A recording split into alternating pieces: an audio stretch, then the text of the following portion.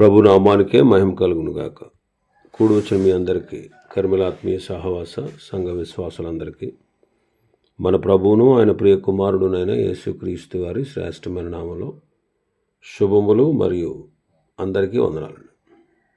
ఇర్మియా గ్రంథం 27వ అధ్యాయాన్ని మనం ధ్యానం చేసుకుంటున్నాం. ఇర్మియా గ్రంథం 27వ అధ్యాయం. ఇందులో ముఖ్యమైన అంశం ఏంటంటే, బబులోను రాజుకు సమస్త జనములు లోబడవలను. బబులోను రాజుకు సమస్త జనులు, సమస్త దేశముల వారు లోబడాలి. అందులో భాగంగా మనం గత దినం 4 వచనాలు ధ్యానం చేసుకున్నాం. 5వ వచనం చదువుతాం. అధిక బలము చేతను, చాచిన బాహు చేతను భూమి మీదనున్న నరులను, జంతువులను నేనే సృజించి ఎవరికి ఇచ్చుట న్యాయమని నాకు తోచునో వారికే ఇచ్చుచున్నాను.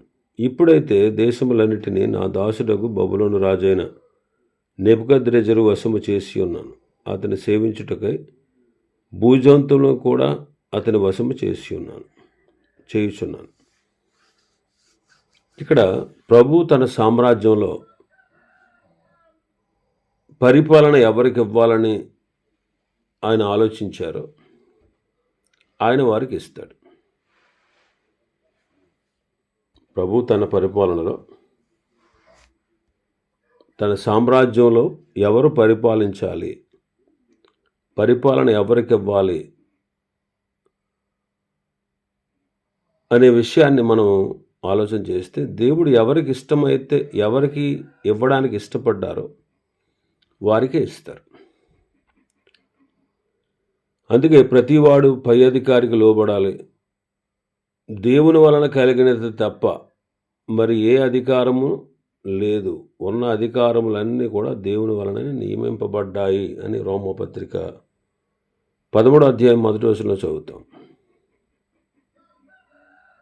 ప్రస్తుతం ప్రకృతి ప్రపంచంలో ఆత్మ సంబంధమైన సామ్రాజ్యం కూడా ఉంది. ప్రకృతి సంబంధమైన సామ్రాజ్యంలో ఆత్మ సంబంధమైన సామ్రాజ్యం కూడా ఉంది. అదే సంఘం. ప్రభు అంటారు, దేవుని రాజ్యము మీ మధ్యనే ఉన్నది అంటారు. దేవుని రాజ్యం అదే సంఘం. ఈ సంఘ సామ్రాజ్య పరిపాలకుడు ప్రభు అయిన యేసుక్రీస్తే. ఈ సంఘ సామ్రాజ్య పరిపాలకుడు ప్రభు అయిన యేసుక్రీస్తే.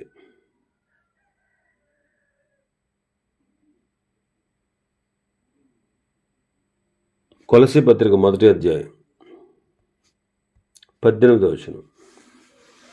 సంఘం అను శరీరమునకు ఆయనే శిరస్సు. ఆయనకు అన్నిటిలో ప్రాముఖ్యము కలుగు నిమిత్తము ఆయన ఆది అయ్యుండి మృతులలో నుండి లేచుటలో ఆది సంభూతుడాయన. సంఘము అను శరీరమునకు క్రీస్తే శిరస్సు. సంఘము అను శరీరమునకు క్రీస్తే శిరస్సు. ఆయన శిరస్సు అయి ఉన్నాడు. ఆయన నుండి సర్వ శరీరము కూడా చక్కగా అమర్చబడి తనలోనున్న ప్రతి అవయవము తన పరిమాణం చొప్పున పనిచేయుచుండగా ప్రతి కీలు వలన కలిగిన బలము చేత అతకబడి ప్రేమయందు తనకు క్షేమాభివృద్ధి కలుగునట్లు శరీరమునకు అభివృద్ధి కలుగజేసుకొనుచున్నది. ఎఫెసీ పత్రిక 4వ అధ్యాయం 16వ వచనంలో మాటలు ఉంటాయి. ఇంకా ఆయనతో పాటు మరికొంతమంది సంఘ పరిపాలకులను ప్రభు నియమించాడు. అపోస్తలుల కార్యములు 20వ అధ్యాయం 28వ వచనం. దేవుడు తన స్వరక్తమిచ్చి సంపాదించిన తన సంఘమును కాయుటకు పరిశుద్ధాత్మ మిమ్మును దేనియందు అధ్యక్షులుగా ఉంచెనో ఆ యావత్తు మందను గూర్చి మీ మట్టుకు మిమ్మును గూర్చి జాగ్రత్తగా ఉండుడి. దేవుడు తన స్వరక్తమిచ్చి సంపాదించిన తన సంఘాన్ని కాయుటకు పరిశుద్ధాత్ముడు మనల్ని కొంతమందిని అధ్యక్షులుగా ఉంచాడు. ఎఫెసీ పత్రిక 4:13 చదివితే, పరిశుద్ధులు సంపూర్ణులగునట్లు క్రీస్తు శరీరము క్షేమాభివృద్ధి చెందుటకును పరిచర్య ధర్మము జరుగుటకును ఆయన కొందరిని అపోస్తలులు గాను, కొందరిని ప్రవక్తలను గాను, కొందరిని సువార్తికులు గాను, కొందరిని కాపురులను గాను, ఉపదేశకులను గాను నియమించాను. మరి ఇలాంటి వారు దేవుని సంఘం మీద నియమించబడిన వారు గర్వించక ఆయనకు భయపడుచు ఆయన కార్యాలు చక్కగా నిర్వర్తించాలి. ఆయన కార్యాలు చక్కగా నిర్వర్తించాలి.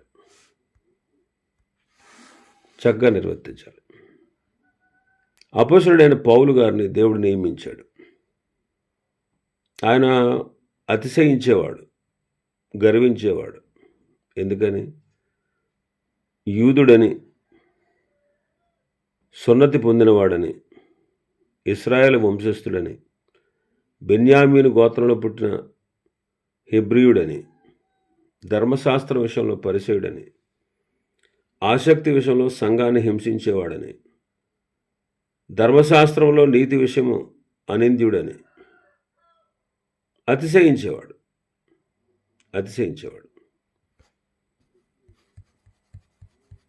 గలతీ పత్రిక 2:20 మనం చదివితే, నేను క్రీస్తుతో కూడా సిలువ వేయబడి ఉన్నాను.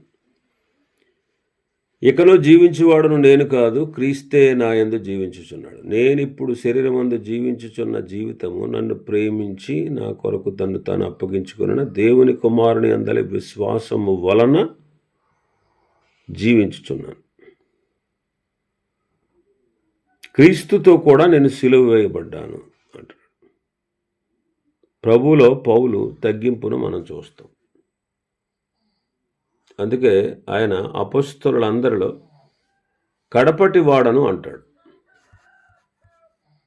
అపోస్తలులందరిలో కూడా నేను కడపటి వాడను, అపోస్తలుని అనిపించుకునడానికి కూడా యోగ్యుని కాదంటాడు. అపోస్తలులందరిలో తక్కువ వాడను, అపోస్తలుని అనబడుటకు నాకు యోగ్యత లేదు, అయినా నేను ఏమై ఉన్నానో అది దేవుని కృప వల్ల అయి ఉన్నాను అంటాడు. కొరింథీయులకు రాసిన మొదటి పత్రిక 15:8. ఇంకా మనం చూస్తే ఎఫెసీ పత్రిక 3:11 మనం చదివితే, పరిశుద్ధులందరిలో అత్యల్పుడనైన నాకు ఈ కృప అనుగ్రహించబడింది అంటాడు. పరిశుద్ధులలో అత్యల్పుడను అంటాడు. తిమోతి మొదటి పత్రికలో మనం చదివితే, మొదటి అధ్యాయంలో అపోస్తలుడైన పౌలు తిమోతికి రాసిన మొదటి పత్రిక 1వ అధ్యాయం 15వ చదివితే, పాపులందరిలో నేను ప్రధాన పాపిని అంటాడు. అట్టి వారిలో నేను ప్రధానుడను, ప్రధాన పాపి అయిన నాయందు దేవుడు కనికరం కనపరిచాడు, నేను కనికరింపబడ్డాను అంటాడు. కాబట్టి నేను ఏమై ఉన్నానో అది దేవుని కృప వల్లే అయి ఉన్నాను. పౌలు గారు దివ్యముగా దేవుని చేతిలో ఉపయోగించబడినవాడు, వాడబడినవాడు. మరి మనం నెబుకద్నెజరుకు కూడా ప్రభు ప్రపంచ సామ్రాజ్య అధికారాన్ని అప్పగించాడు. అయితే ఈ ప్రపంచ సామ్రాజ్య అధికారాన్ని అప్పగించిన దేవుని ఎదుట ఆ రాజుగారు అతిశయించాడు, గర్వించాడు. దానియేలు గ్రంథం 4వ అధ్యాయం 30వ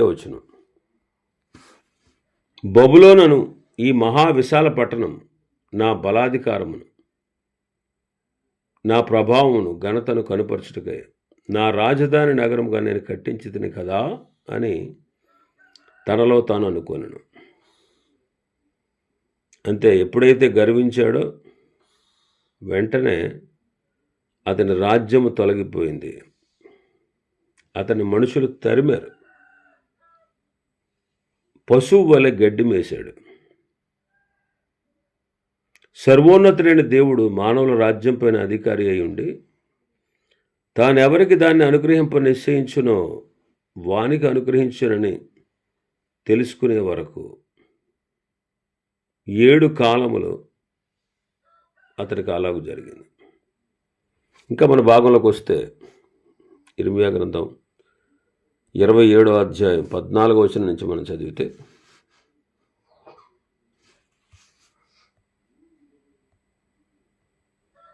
ఇక్కడ నెబుకద్నెజరు రాజుకి దేవుడు అధికారాన్ని అప్పగించాడు.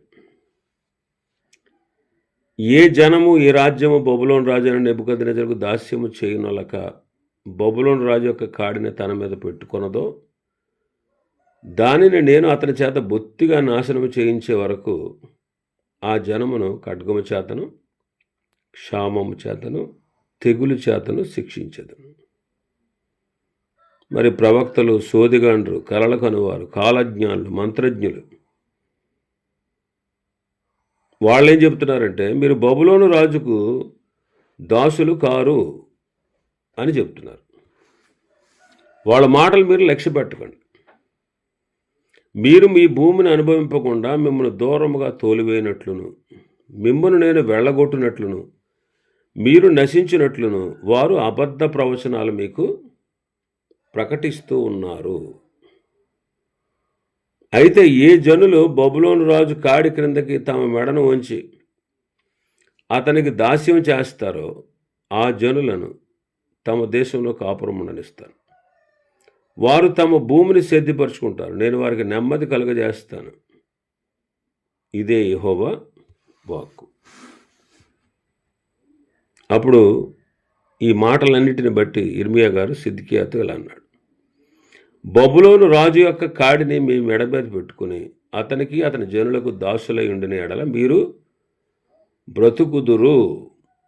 బబులోను రాజుకు దాసులు కాకపోతే ఆయన ఆజ్ఞ ఇచ్చేది ఏంటంటే ఖడ్గము చేత, క్షామము చేత, తెగులు చేత నీవు నీ ప్రజలు చనిపోతారు అని చెప్పారు.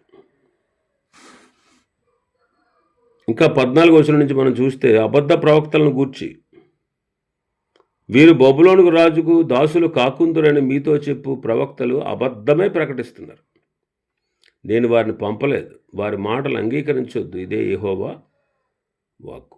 నేను మిమ్మల్ని తోలివేయినట్లును మీరును మీతో ప్రవచించి మీ ప్రవక్తలను నశించినట్లును వారు నా నామమును బట్టి అబద్ధముగా ప్రవచించుచున్నారు.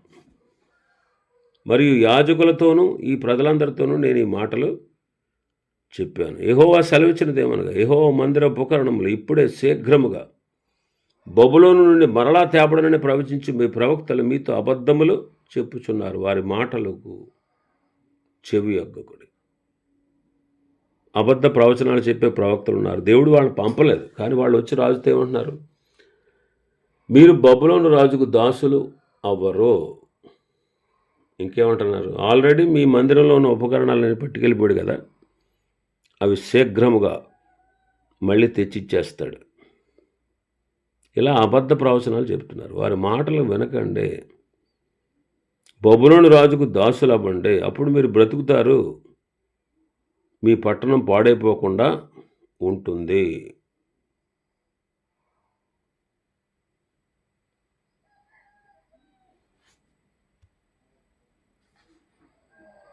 ప్రస్తుత సంఘాల్లో కూడా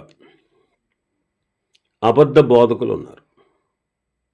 ఆనాటి కాలంలో సిద్కియా రాజు కాలంలో అబద్ధ ప్రవక్తలు ఉన్నట్టు వాళ్ళు ఏం చెప్తున్నారు, దేవుడేమో బబులోను రాజు చేతి కిందకి వెళ్ళండి, ఆయన కింద దాసులుగా ఉండండి, మీరు బ్రతుకుతారు అంటున్నాడు.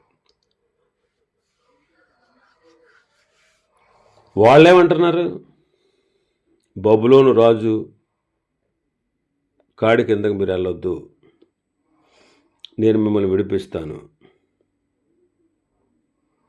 మీకు ఇప్పటికే మందిరంలో ఉండేటువంటి వస్తువులను అతను పట్టుకెళ్ళిపోయాడు, బంగారు వెండి వస్తువులన్నీ. ఆ వస్తువులు మరలా తీసుకొస్తాం, వచ్చేస్తాయి, ప్రభు తీసుకొస్తానంటున్నాడు. ఇలాగ అబద్ధాలు చెప్తున్నారు వాళ్ళు. మరి దేవుడు ఏమంటున్నాడు, నెబుకద్నెజరు వశము అవ్వండి, అతనికి బానిసలు అవ్వండి. ఒకవేళ మీరు బానిసలు అవ్వకపోతే, దాసులు అవ్వకపోతే నేను మిమ్మల్ని శిక్షిస్తాను, మిమ్మల్ని చెరపడతాను, మిమ్మల్ని నాశనం చేస్తానని ప్రభు చెబుతున్నాడు. కానీ అబద్ధ బోధకులు, అబద్ధ ప్రవక్తలు ఆనాటి కాలంలో ఈ సిద్కియాను, పెద్దలను, అధికారులను మోసం చేస్తున్నారు. ఈ రోజుల్లో కూడా ప్రస్తుత సంఘంలో కూడా అబద్ధ బోధకులు ఉన్నారు. అబద్ధ ప్రవక్తలు ప్రజల్లో ఉండేవారు ఒకప్పుడు. అటువల్ల మీలో కూడా అబద్ధ బోధకులు ఉంటారు అంటాడు పేతురు గారు తన 2వ పత్రిక 2వ అధ్యాయం 1వ వచనం. వారు తమ్మును కొనిన ప్రభువును కూడా విసర్జించి తమకు తామే శీఘ్రముగా నాశనం తెచ్చుకుంటారు. నాశనకరమైన భిన్నాభిప్రాయాలు రహస్యంగా మీకు బోధిస్తారు. కాబట్టి మనం నేర్చుకున్న బోధకు ఆటంకాలు, అభ్యంతరాలు కలిగించేవారు ఉంటారు. మనం నేర్చుకునే బోధకు ఆటంకాలు, అభ్యంతరాలు కలిగించేవారు ఎంతోమంది ఉంటారు. కాబట్టి వారి నుంచి మనం తొలగిపోవాలి. మనం ఆరోగ్యకరమైన బోధన, విశ్వాస సంబంధమైన సుబోధన, దైవ భక్తికి అనుగుణ్యమైనటువంటి బోధన మనం అనుసరించాలి. అది మనం గుర్తించాలి. ఆరోగ్యకరమైనటువంటి బోధ, విశ్వాస సుబోధ సంబంధమైన బోధ, విశ్వాస సంబంధమైన సుబోధ, దైవ భక్తికి అనుగుణ్యమైనటువంటి బోధను మనం వినాలి. నేటి దినాల్లో కూడా అబద్ధ ప్రవక్తలు, అబద్ధ బోధకులు ఉన్నారు. వారు ప్రజలను మోసం చేస్తారు, దేవుని విసర్జిస్తారు, నాశనకరమైన భిన్నాభిప్రాయాలు వారికి బోధిస్తారు, సత్యాన్ని చెప్పరు, వాక్యాన్ని ఉన్నట్టుగా ప్రకటించరు. వారి స్వలాభం కోసం వారు ప్రజలను మోసగిస్తూ ఉంటారు, ప్రజలకు అబద్ధాలు చెబుతూ ఉంటారు. వారు సంపాదించుకోవడం కోసం ప్రజలను మోసం చేస్తూ ఉంటారు. చూడండి ఎన్ని రకాల బోధలు వచ్చేసినాయో, ఎంత చిత్ర విచిత్రాలుగా ఉన్నాయో. యూట్యూబ్ నిండా అవే, రీల్స్ నిండా అవే. ఎంత అపహాస్యాస్పదం అయిపోయింది. నేటి దినాల్లో ఏమి బోధించాలో తెలియదు వాళ్ళకి, అసలు బైబిలే తెలియదు, సత్యమే తెలియదు వాళ్ళకి. కానీ వాళ్ళు బోధకులు అయిపోయి వాళ్ళు వేదికల మీద నుంచుని ఇష్టానుసారంగా మాట్లాడుతూ ఉన్నారు. దేవుని నామానికి అవమానకరమైనటువంటి మాటలు వారు పలుకుతూ ఉన్నారు. ఎంతసేపు లోక సంబంధమైన వాటినే ప్రజలకు చెబుతూ ఉన్నారు. అసహ్యకరమైనటువంటి మాటలు మాట్లాడుతూ ఉన్నారు. దేవుని యొక్క సత్య మార్గం దూషించబడతా ఉంది. అనేకులు దూరమైపోతున్నారు. చూడండి ఎంత విచిత్రంగా ఉన్నాయో బోధలు. కారణం వీళ్ళందరూ దేవుని చేత పంపబడిన వారు కాదు, సత్యాన్ని ఎరిగిన వారు కాదు, వాక్యాన్ని చదివి ధ్యానించిన వారు కాదు, సత్యాన్ని సరిగా విభజించగలిగేటువంటి జ్ఞానము కలిగిన వారు కాదు. గొప్ప గొప్ప సేవకులు మనం చెప్పుకునేవారు కూడా ఎంతసేపు కూడా లోక సంబంధమైనటువంటి సుఖ సంపదలు, భోగభాగ్యాలు, ఆయుధారోగ్యాలు, అష్టైశ్వర్యాలు వీటి గురించే చెప్తారు. పాపులనే సంగతి, మానవులు పాపం వల్ల నిత్యనాశనానికి పోతున్నాడు. నిత్యనాశనాన్ని నుంచి మానవుడు తప్పించబడాలి, నిత్య జీవాన్ని స్వతంత్రించుకోవాలి, నిజ దేవుణ్ణి ఎరగాలి, సత్యవంతుడైన దేవుణ్ణి సేవించాలి, ఆయన వైపు మళ్ళుకోవాలి. ఆయన నిజమైన దేవుడు, ఆయన ఒక్కడే దేవుడు, ఆయన మాత్రమే పూజించి ఆరాధించాలి, ఆయన ద్వారా మాత్రమే మానవుడికి రక్షణ, నిత్య శిక్ష నుంచి తప్పించబడతాడు. ఈ మాటలు ఎవరు చెప్పరు. ఎంతసేపు మీరు రండి, మీ బాధలు పోతాయి, మీ కష్టాలు పోతాయి, మీ సమస్యలు పోతాయి, మీకు ఆర్థిక ఇబ్బందులు పోతాయి, పెళ్ళిళ్ళు అవుతాయి, పిల్లలు పుడతారు, ఇవి చెబుతారు. అబద్ధ బోధకులు ఉన్నారండి. అప్పుడే కాదు, ఇప్పుడు కూడా అబద్ధ బోధకులు ఉన్నారు. వారి విషయమై మనం జాగ్రత్తగా ఉండాలి. ఇంకా మనం చూస్తే 18వ వచనం నుంచి ఆఖరి వరకు మనం చూస్తే 18వ వచనం నుంచి, వారు ప్రవక్తలైన ఎడల యెహోవా వాక్కు వారికి తోడై ఉండిన ఎడల యెహోవా మందిరములోను, యోధారాజు మందిరములోను, యెరూషలేములోను శేషించి ఉండే ఉపకరణములు బబులోనుకు కొనిపోబడకుండానట్లు వారు సైన్యములకు అధిపతి యెహోవాను బతిమాలుకొనుట మేలు. బబులోను రాజు అయిన నెబుకద్నెజరు యెరూషలేములో నుండి యెహోయాకీము కుమారుడైన యెకొన్యాను యోధా యెరూషలేముల ప్రధానులందరినీ బబులోనుకు తెరగా తీసుకుపోయినప్పుడు అతడు విడిచిపెట్టిన స్తంభములను గూర్చి, సముద్రములను గూర్చి, గడమంచులను గూర్చి, పట్టణంలో మిగిలిన ఉపకరణములను గూర్చి సైన్యములకు అధిపతికి యెహోవా ఎలాగూ సెలవిచ్చుచున్నాడు. యెహోవా మందిరంలోను, యోధారాజు నగర్లోను, యెరూషలేములోను శేషించిన ఉపకరణములను గూర్చి ఇశ్రాయేలు దేవుడును సైన్యములకు అధిపతికి యెహోవా ఎలాగునే సెలవిచ్చున్నాడు. అవి బబులోనుకు తేబడును. నేను ఆ ఉపకరణములు దర్శించి తెప్పించి ఈ స్థలంలో వాటిని మరలా నుంచు కాలం వరకు అవి అక్కడే ఉండాలి. ఇదే యెహోవా వాక్కు. బబులోను రాజు నెబుకద్నెజరు యెరూషలేము వచ్చి యెహోయాకీము కుమారుడైన యెకొన్యాను యోధా యెరూషలేము ప్రధానులను అందరిని బబులోనుకు చెరగా తీసుకుపోయాడు. అప్పుడు తీసుకుని వెళ్ళినప్పుడు మందిరంలో ఉన్నటువంటి కొన్ని ఉపకరణాలు కూడా తీసుకెళ్ళిపోయాడు. అయితే కొన్నిటిని విడిచిపెట్టాడు, ఇంకా మిగిలి ఉన్నాయి. ప్రభు చెప్పేది ఏంటంటే, మిగిలి ఉన్నటువంటి ఈ ఉపకరణాలన్నీ కూడా బబులోనుకు తేపడతాయి. నేను ఆ ఉపకరణాలను దర్శించి తెప్పించే వరకు ఈ స్థలంలో వాటిని మరలా ఉంచు కాలం వరకు అవి బబులోనులోనే ఉండాలి అన్నాడు. అవి బబులోనులోనే ఉండాలి. కానీ వీళ్ళు ఏమంటున్నారు? తీసుకువెళ్ళని మళ్ళీ తిరిగి తీసుకురాబడతాయి అని చెప్తున్నారు. మిగిలిన ఉపకరణాలు పట్టుకెళ్ళిపోకుండా వాళ్ళు దేవుని ప్రార్థిస్తే వేలు అంటున్నాడు ప్రభు. కాబట్టి గమనించండి, అబద్ధ బోధకులు చేసేటువంటి మాటలు. మరి దేవుని మందిరంలో ఉండేటువంటి ఉపకరణాలు నెబుకద్నెజరు కాలంలో బబులోనుకు కొనిపోబడి వారి దేవతా గుడిలో ఉంచబడ్డాయి. ఈ ఉపకరణాలు విశ్వాసులకు సాదృశ్యం. విశ్వాసులైనటువంటి మన ఘటములను ఎలా కాపాడుకోవాలో ఎరిగి ఉండాలి. ఉపకరణాలు ప్రభు మనకిచ్చినటువంటి వరాలకు సాదృశ్యం.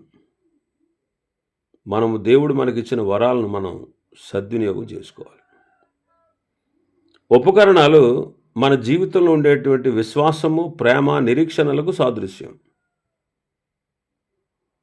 ఈ లక్షణాలు మనం క్రియారూపంలో చూపిస్తూ ఈ లక్షణాలను మనం పెంపొందింప చేయాలి. విశ్వాసము, ప్రేమ, నిరీక్షణ. నెబుకద్నెజరు దేవుని మందిరమందుండే ఉపకరణాలు తీసుకెళ్లి తన దేవత గుడిలో ఉంచిన ప్రభు వాటిని మరలా తిరిగి తీసుకొస్తాడు. సంఘ జీవితంలో ప్రభు మనలను, మన వరాలని, మన జీవిత లక్షణాలని రూపాంతరపరుస్తాడు. మరి మన కర్తవ్యం ఏంటి? మనం ఆత్మీయంగా పతనమైపోయిన స్థితిలో నుంచి తిరిగి లేవాలి. ఆత్మీయంగా పతనమైపోయిన స్థితిలో నుంచి మనం మరలా తిరిగి లేవాలి. ఆయనకు విధేయులం అవ్వాలి. మన జీవితాలని సరిచేసుకుంటూ ఉండాలి. సరైన విధానంలో వాక్యానుసారంగా నడిపిస్తూ ఉండాలి.